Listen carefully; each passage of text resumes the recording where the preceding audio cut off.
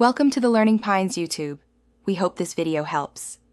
You start by installing Soft Ether VPN client and the VPN Gate plugin, then launch the app as administrator so permissions aren't an issue.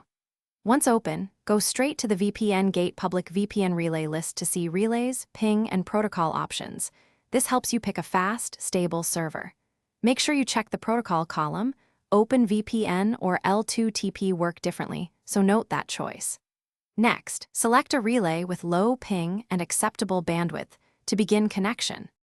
Once you've selected a relay, decide how you'll connect. Choose OpenVPN if you want an open file for other devices or L2TP/ISEC for built-in OS support. SSDP is useful behind restrictive NATs.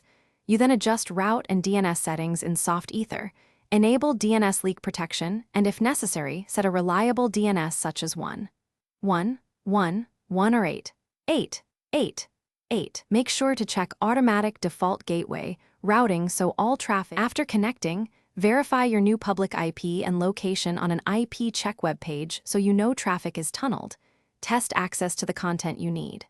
Once satisfied, enable auto reconnect and add Soft Ether to startup so the VPN restores after reboots.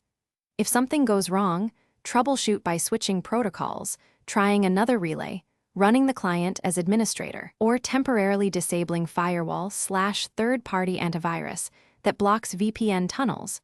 Those steps usually resolve handshakes or DNS leaks quickly.